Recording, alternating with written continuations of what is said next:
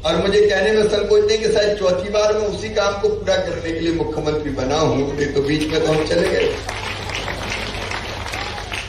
और क्या आपने देखा, श्री महाकाल महालोक बना है भव्य और दिव्य। अब ये प्रथम चरण है महाराज जी, दूसरा चरण भी बनने वाला है, काम प्रारंभ हो गया है। अपनी अवंतिकापुरी 3 लोक से न्यारी और करने वाले वही है।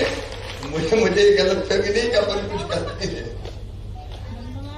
करने वाले वो हैं, गुरुदेव है, आपका आशीर्वाद है। तेरा तुझको अर्पण क्या लागे मेरा। श्री महाकाल महालोक का द्वितीय चरण का काम प्रारंभ हुआ है और इसके साथ साथ गुरु परम पूज्य दादा गुरुदेव जी के चरणों में प्रणाम करते हुए, क्योंकि वो जहां भी होंगे वहां से आशीर्वाद दे रहे। आदि गुरु शंकराचार्य जी महाराज जिनके कारण ये देश बचा, ये संस्कृति बची। कहते हैं भगवान श्री राम ने उत्तर से दक्षिण भारत को जोड़ा, भगवान श्री कृष्ण ने पूरब से पश्चिम हमारे देश को जोड़ा, लेकिन आदि गुरु शंकराचार्य जी महाराज जी ने तो पूरब पश्चिम उत्तर दक्षिण चारों दिशाओं से देश को जोड़ दिया। अगर वो ना होते तो ये देश ना होता। ये धर्म, ये संस्कृति, मैं विस्तार में नहीं जाऊंगा, लेकिन आपकी कृपा से नर्मदा सेवा यात्रा के समय ये भाव पैदा हुआ, जहां आदि गुरु को गुरु मिले थे ओंकारेश्वर में।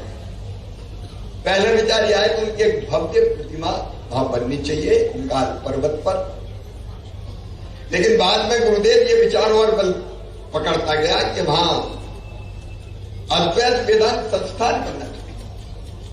वहां भारतीय संस्कृति अनादिकाल से उसका पूरा स्वरूप प्रदर्शित करते हुए हम ऐसी रचना खड़ी करें कि एक सिरे से प्रवेश करें अगर बच्चे भी, तो दूसरे सिरे से निकलते समय पूरी भारतीय संस्कृति की, अद्वैत की, हमारे संतों के सबके दर्शन हो जाए और उनको हमारी संस्कृति पता।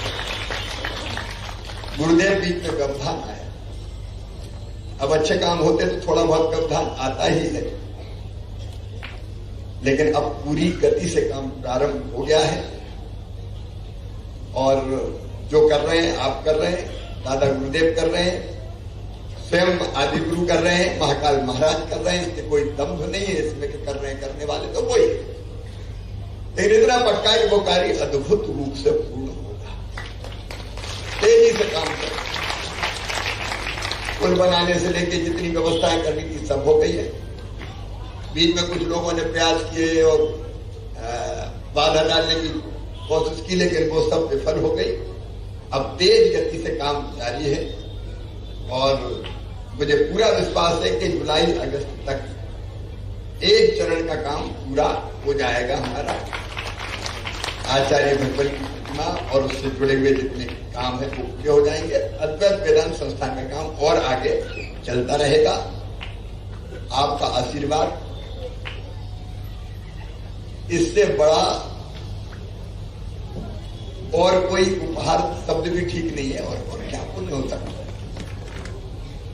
अच्छा काम करते रहें, सद्बुद्धि दें, सन्मार्ग पर चलाएं, क्योंकि राजनीति की राहें बड़ी रफ्तीली होती हैं। कई बार चलते चलते फिसल भी जाते हैं, कई बार दीदी मां फिसलाने वाले भी बहुत आ जाते हैं। इसलिए संभल संभल के चलना ना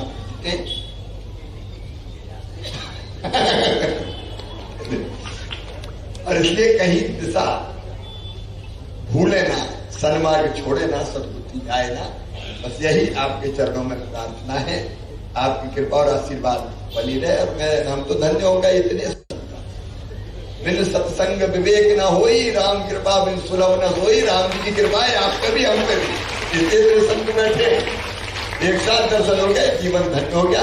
एक बार फिर दादा गुरुदेव के चरणों में प्रणाम करते हुए अपनी वाणी को विराम देता हूँ। बोलिए महाकाल महाराज की, दादा गुरुदेव